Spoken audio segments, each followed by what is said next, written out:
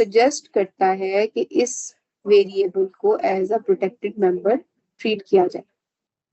ये इन्फोर्स नहीं करता, ये बात याद रखिएगा। ये सिर्फ इंडिकेट कर देता है कि ये मेंबर इंपॉर्टेंट है, please don't try to use it as a public, यानी कि आपके बाकी प्रोग्रामर्स के लिए ये गाइडेंस है।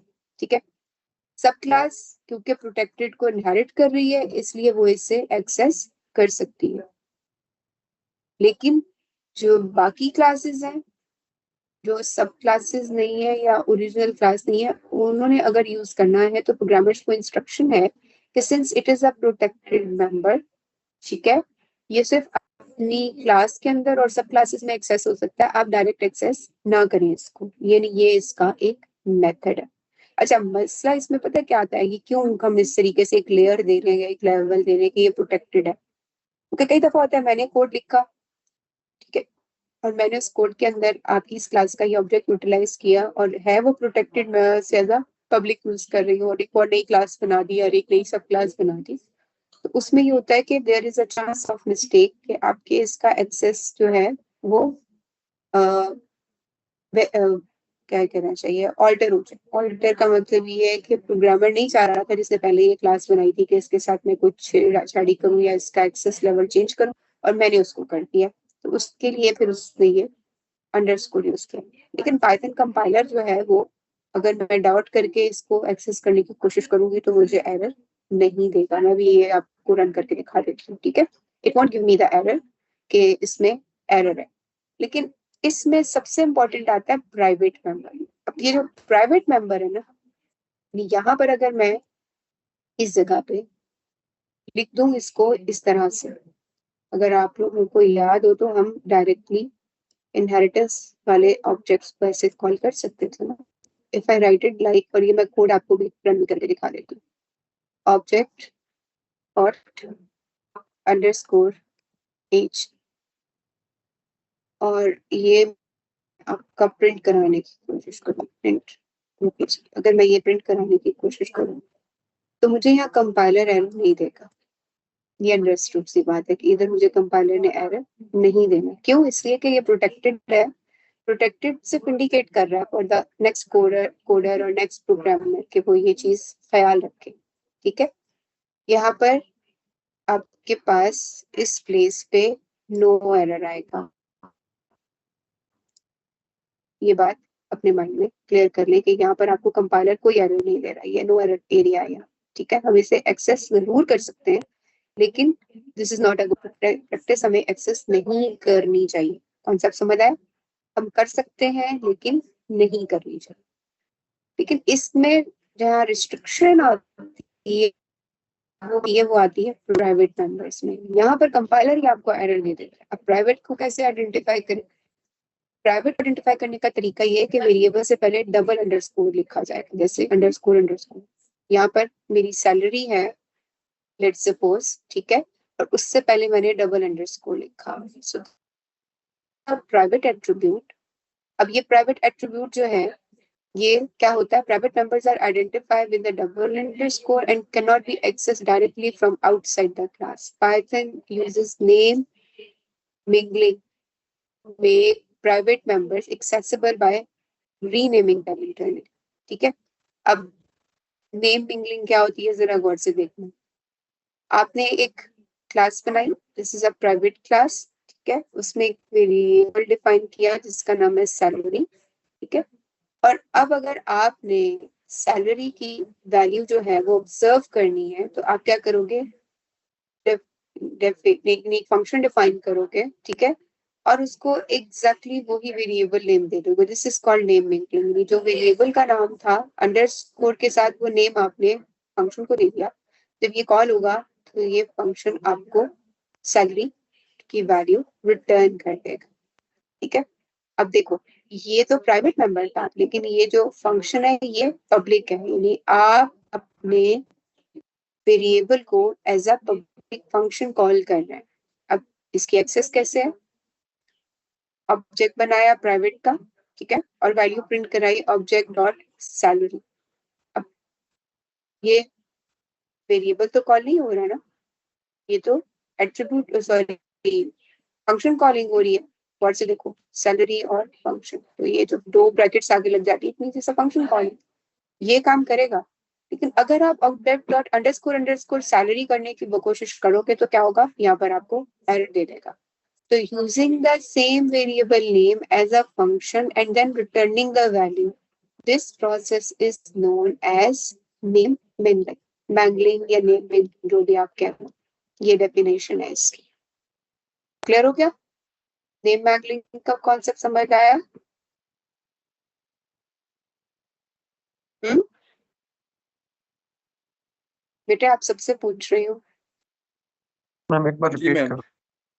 रिपीट करती हूँ। आपके वेरिएबल का नाम था सैलरी। सैलरी जो है उसको उससे पहले जब हमने उसको डिक्लेयर किया है, ठीक है, या पाइथन को बताया है, तो हमने उससे पीछे डबल अंडरस्कोर लगा दिया। डबल अंडरस्कोर का मतलब ये है कि हमने बता दिया है कि this is a private variable.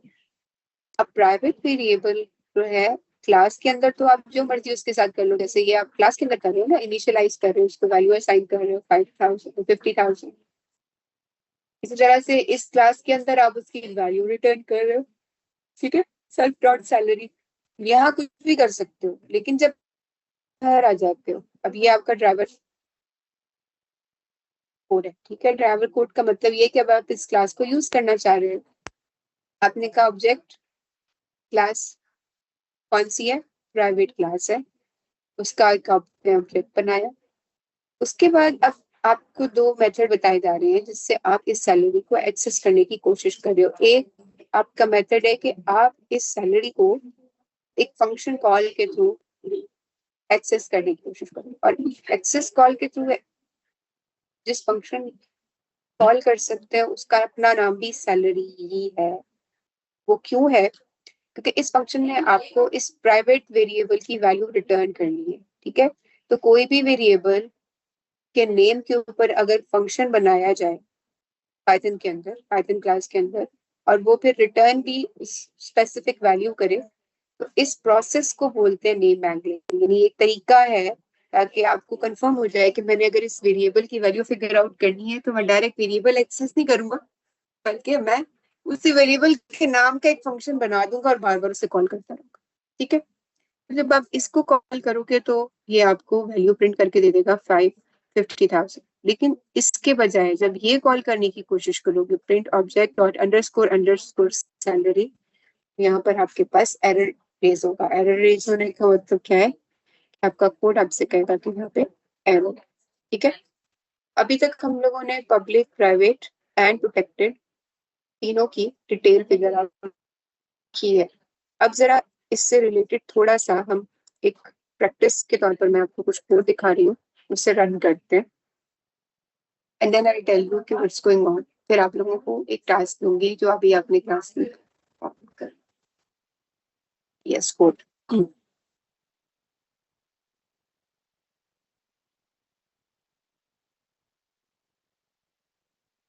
Just give me 1 second. Folder.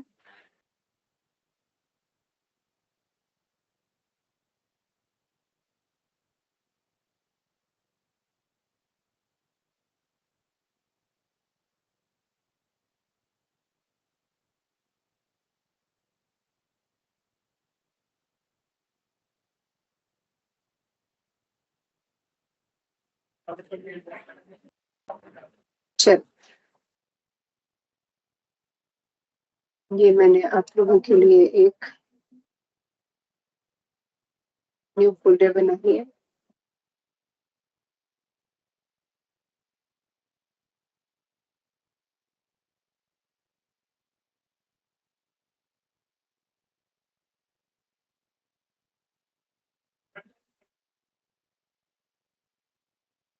Okay जी, अच्छा, इसमें मैं एक न्यू फाइल बना रही हूँ आप लोगों के लिए, ठीक है।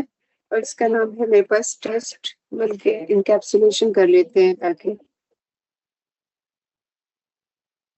Encapsulation dot I P Y.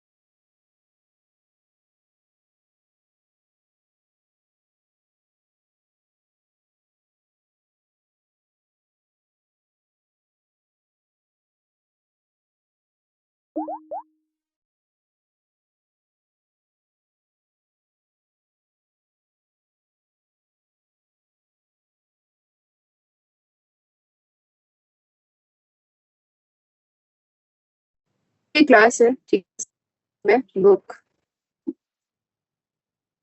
फिर मैंने एक क्लास बनाई कस्टमर, और ये मैं डिटेल आपको भी बता देती हूँ। ये मेरी क्लास है शॉपिंग कार्ट, और शॉपिंग कार्ट के ये मेरे फंक्शंस हैं। इन फंक्शंस को भी मैं क्लियर कर देती हूँ। मैं सिनेरियो भी आपके साथ डिस्कस कर लेती हूँ उसका।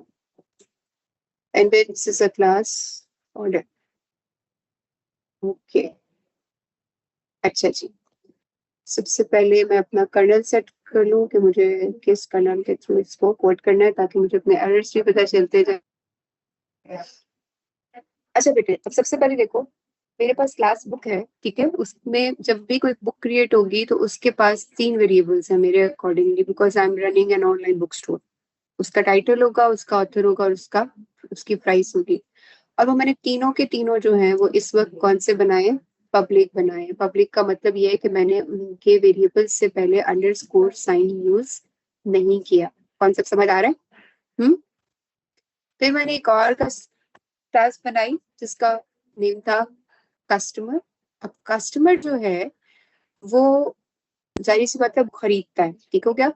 और उसकी मैंने डिटेल ली है कि उसकी मुझे नेम चाहिए और उसका मुझे ईमेल चाहिए, और ये मैंने उसकी 2 वेरिएबल्स बनाया। अभी भी मेरे पास ये दोनों वेरिएबल्स पब्लिक ही हैं। I am talking about the public variables, I am not talking about the private yet. मैं भी उनकी बात नहीं कर रही, ठीक हो गया।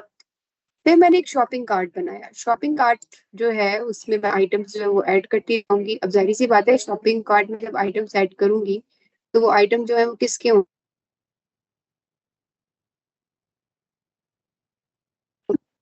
Shopping cart. Are you getting my point? Shopping cart में कस्टमर बुक खरीदेगा ना, यानी कि मैं आप लोगों को एक तरह से कॉन्सेप्ट देना चाह रही हूँ कि हम अगर चाहें तो एक बड़े सिस्टम में भी मल्टीपल ऑब्जेक्ट्स बना सकते हैं।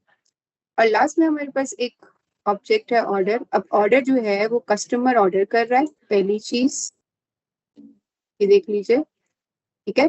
कस्टमर ऑर्डर कर रहा है और उसकी आइटम्स की लिस्ट होगी, ठीक है। और फिर दूसरी चीज ये है कि वो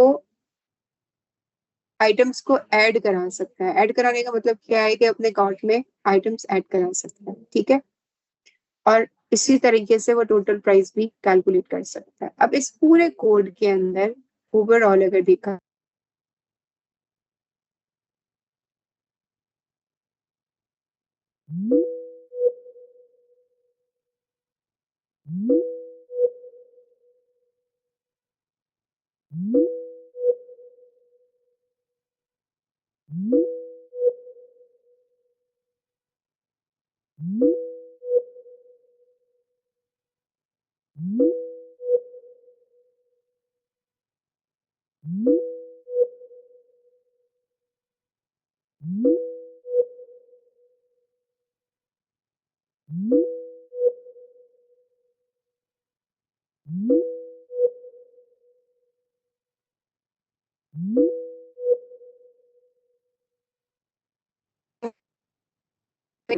को डिफाइन कर रही हूँ एज अ बुक। ठीक है, अब जो बुक है, बुक आपके पास 3 वेरिएबल ले रहा है। कौन कौन से ले रहा है? Title, author and price. Title मैंने उसको ले लिया, लेट्स से ABC मेरी बुक का टाइटल है। प्राइस जो है वो लेट्स से उसकी 200 है। और सॉरी, ऑथर था, प्राइस नहीं थी, ऑथर था। ऑथर जो है वो मेरे पास लेट्स सपोज अली है। और उसकी जो प्राइस है वो लेट्स सपोज 500 रुपीज है। फिलहाल मैंने ये एक ऑब्जेक्ट बनाया। इसके बाद मैंने एक कस्टमर बनाया, तो मैं कस्टमर 1 के नाम से कस्टमर बना रही हूँ। इसकी डाटा टाइप है कस्टमर। जी, कस्टमर ऑब्जेक्ट है मेरे पास। Okay fine. कस्टमर को मैंने क्या क्या चीजें देनी है? उसका नेम देना है और उसकी ईमेल देनी है। उसका नेम है लेट्स सपोज हमारी क्लास में अब्दुल्ला। ठीक है अब्दुल्ला, आप हो कस्टमर हमारे। ओके, और अब्दुल्ला का जो ईमेल है वो है abc@, लेट्स सपोज gmail.com। ये अब्दुल्ला का ईमेल एड्रेस है। And since it is a string तो मैं इसे स्ट्रिंग फॉर्मेट में रख रही हूँ। ठीक है, अब देखो ये ऑब्जेक्ट क्रिएट हो गए हैं। अगर मैं ये कहूँ कि मैं इन ऑब्जेक्ट की वैल्यूज को प्रिंट कराना चाह रही हूँ, तो लेट्स सपोज कि मैं कह रही हूँ प्रिंट। ठीक है, और क्या मैं बुक 1 डॉट नेम करा सकती हूँ? Sorry, title course. ठीक है, इसी तरीके से अगर मैं चाहूँ तो क्या मैं कस्टमर की वैल्यू प्रिंट करा सकती हूँ? 1 मिनट, ये दोनों चीजें मैं भी चेक करना चाह रही हूँ। कस्टमर में मेरे पास है कस्टमर 1। ठीक है, इट्स एन ऑब्जेक्ट। और इसकी वैल्यू मैं प्रिंट क्या कराना चाह रही हूँ? Underscore email. ये मेरा प्रोटेक्टेड था। अब इन दोनों को जब मैं रन कर रही हूँ तो आप देख लो, उसने मुझे बुक का नेम टाइटल भी दे दिया और ईमेल भी दे दिया। Getting my point? समझ आ रही है आपको ये मेरी बात? कि पब्लिक वेरिएबल तो कहीं पर भी किसी भी तरीके से डायरेक्टली डॉट करके एक्सेस हो गया। प्रोटेक्टेड वेरिएबल में उसने मुझे एरर नहीं दिया, क्योंकि ये इंडिकेशन कंपाइलर के लिए नहीं है। कंपाइलर इस पे मुझे एरर नहीं देगा। ठीक है, उसने कहा है कि ये प्रोटेक्टेड है। It means I am a programmer, I am a coder, I should know कि मैं प्रोग्रामर हूँ और मैं इसको ऐसे यूज ना करूँ, लेकिन वो मुझे रिस्ट्रिक्ट नहीं कर रहा। इस वैल्यू को अगर मैं यहाँ पर डबल अंडरस्कोर कर दूं, ठीक है, और यहाँ पर अब मैं दोबारा इसको एक्सेस करने की कोशिश करूं, तो अब मैं यही कोड आपके सामने रन कर रही हूँ। नजर आया आपको?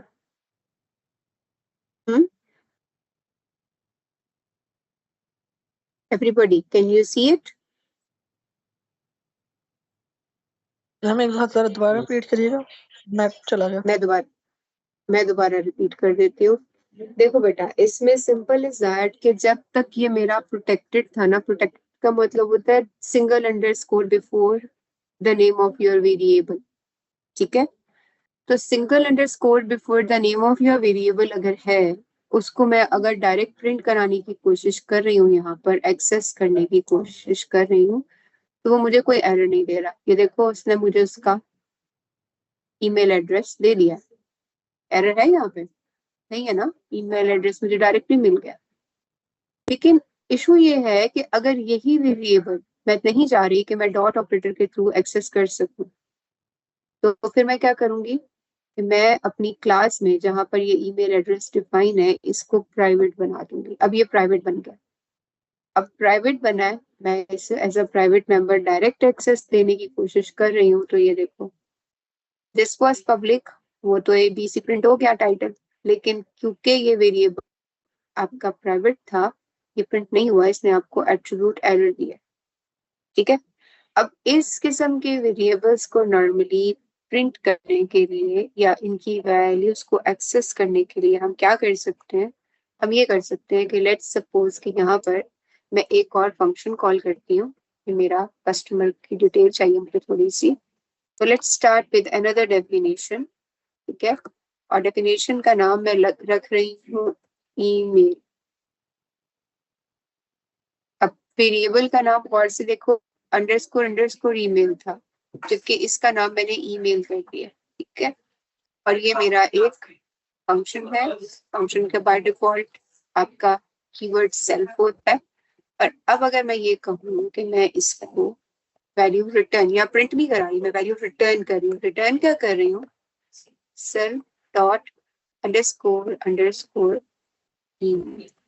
ये मेरा इस वाले क्लास का एक प्राइवेट मेंबर वेरिएबल था। अब मैंने वो वैल्यू रिटर्न कर दी। अब अगर मैं यहाँ पर इस वाले कोड के अंदर इसको फंक्शन के थ्रू कॉल करूंगी, तो ये देखो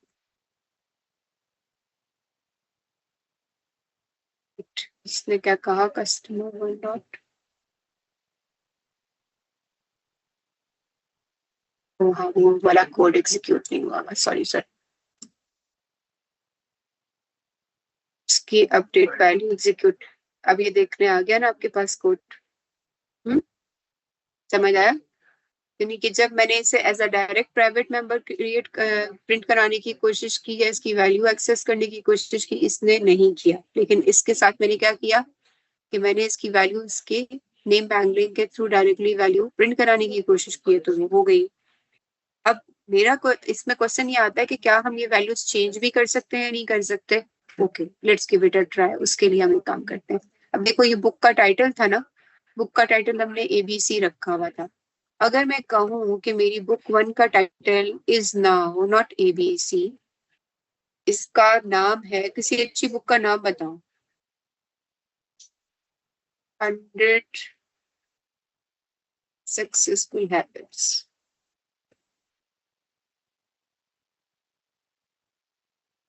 ओके जी, ये मैंने उसका नाम चेंज कर दिया, बुक 1 डॉट टाइटल चेंज कर दिया मैंने, इसकी वैल्यू मैंने चेंज कर दी। ठीक है, क्योंकि ये पब्लिक वेरिएबल था। लेट्स स्टार्ट कि अब इसे प्रिंट भी कराने की कोशिश करते हैं कि क्या हम प्रिंट करा सकते हैं। तो देख लेते हैं प्रिंट होता है कि नहीं होता। This is book 1, sorry 1 dot tight. ठीक है, देखते हैं कि प्रिंट होता है कि नहीं होता। और इसके बाद ही अब मैं एक प्राइवेट वेरिएबल है जो कि प्रिंट कराने की कोशिश, वो सॉरी चेंज करूंगी, पहले भी प्रिंट नहीं कराऊंगी। मेरे पास था कस्टमर, ठीक है, और उसका पब्लिक वेरिएबल है अंडरस्कोर अंडरस्कोर ईमेल, और उसकी वैल्यू अब मैं चेंज कराना चाह रही हूँ, दैट इज xyz@of never.com। ये एक कोई सी भी साइट है।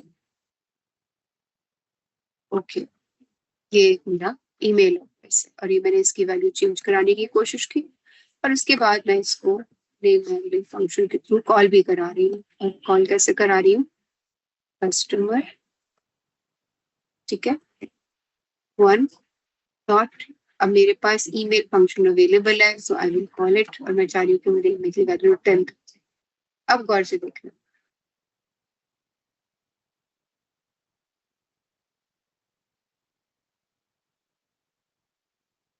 आपकी वैल्यू यहाँ पर चेंज नहीं हुई है चेंज वैल्यू। बस क्यों नहीं हुई, इसलिए कि उसकी प्राइवेट मेंबर होने की वजह से वैल्यू चेंज नहीं हो सकती। जो उसकी इनिशियल वैल्यू थी वही रहेगी और वही आपको मिलेगी। अब इस किस्म की सिचुएशन में फिर पता होता क्या है, we usually use getter setter method। getter setter method का मतलब क्या है कि मुझे अगर यहाँ पर इस ईमेल के लिए इस प्राइवेट मेंबर की वैल्यू चेंज करानी है, तो मैं क्या करूंगी, मैं एक फंक्शन बनाऊंगी अपना, इसे हम कहते हैं सेट वैल्यू। मैंने एक फंक्शन बनाया, ठीक है, डिफाइन, और इसको मैं कर रही हूँ सेट ईमेल। इस फंक्शन का नाम मैं अपनी मर्जी से रख रही हूँ, जरूरी नहीं है कि वो हो, लेकिन कोशिश ये करनी चाहिए नेम इतना मीनिंगफुल हो कि आपको वैल्यू बता सके। अब इसका पहला बाय डिफॉल्ट फंक्शन तो सेल्फ होना चाहिए था ना, और उसके साथ मैंने इसको एक ईमेल शिफ्ट की। अब इस ईमेल को जब मैं इसको शिफ्ट कर रही हूँ या पास कर रही हूँ, तो ये ईमेल अब जो है वो इस वेरिएबल की वैल्यू के साथ बकायदा, जैसे ऊपर आपने एडिट में किया था, यहाँ पर भी आप इसको सेट कर सकते हो। और अब ये वैल्यू क्या हो जाएगी, इसमें हम सेट कर देंगे। अब इस मेथड के थ्रू अगर मैं वैल्यू चेंज करने की कोशिश करूँ, नॉट सेल्फ ईमेल, हाँ, इस मेथड के थ्रू अब अगर मैं कोशिश करूँ तो आप देखिएगा मेरी वैल्यू चेंज हो सकती है। अब देखो यहाँ पर तो मैंने ये किया था ना, कस्टमर वन डॉट ई में, इसके बजाय अगर मैं इसका फंक्शन कॉल कर दूं डॉट सेट ईमेल, और सेट ईमेल में मैं उसको ये वैल्यू पास कर दूं। अब देखना वैल्यू चेक करते हैं चेंज होती है कि नहीं होती। क्या कहा इसने, customer object has no attribute set email. I'm not talking about customer one dot attribute, I'm talking about customer dot, मैंने वैल्यू चेंज तो नहीं रखी थी, वेट मैंने फिर से देखने दो।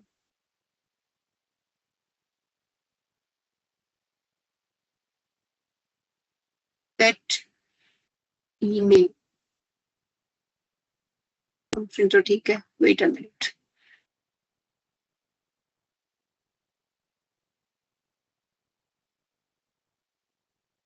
स्पेल भी ठीक है।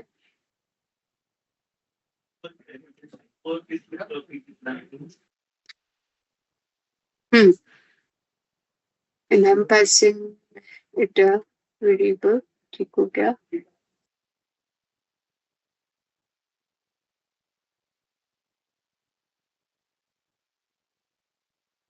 वेट,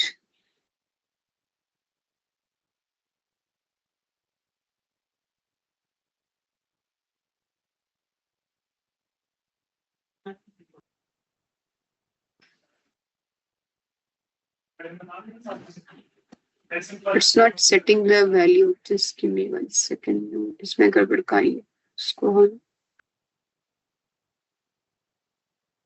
कस्ट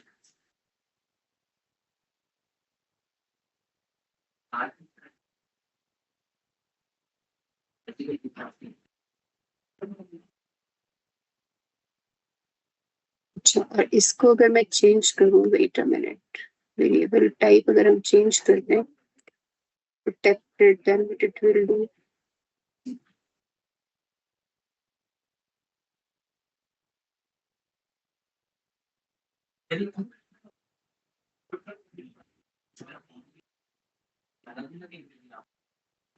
नहीं इसमें कुछ एरर दे रहा है। एनीवे नॉर्मली होता ये है कि आप उसकी सेट ईमेल या इस तरह से कोई भी फंक्शन निकाल करके तो उसकी value as a method change कर सकते हैं, but you can not change the value directly. यहाँ तक कॉन्सेप्ट समझ आ गया आप लोगों को कि नहीं आया, मेरे इस क्वेश्चन का आंसर करना। आ गया। अच्छा जी, अब आपका अभी का टास्क है वो ये है कि 12-11 हो रहे हैं जी जनाब, आपके पास 15 मिनट्स है। अब opening a test in front of you, आप ये क्वेश्चन रीड करें और इस क्वेश्चन को आपने मुझे पेपर पे सॉल्व करके देना है, उसकी पिक्चर जो है वो आप मुझसे शेयर करें, ठीक है। Here is the quiz you have to attempt, wait a minute,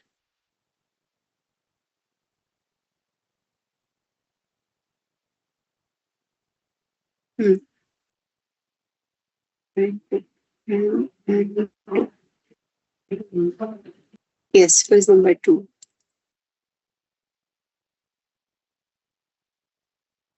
okay, ये सबको नजर आ रहा है?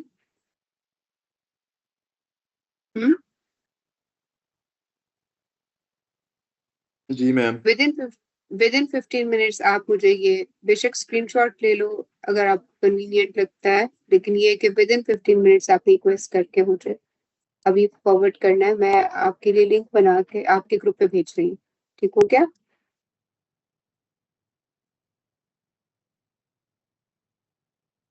अभी तो 15 मिनट्स है बेटा आपके पास, स्टार्ट करें आप अपना काम, कोई इशू ही नहीं है इसमें।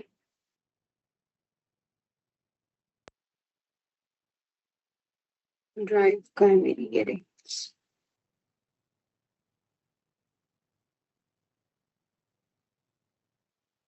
क्यों 12:20 पे क्यों स्टार्ट करें?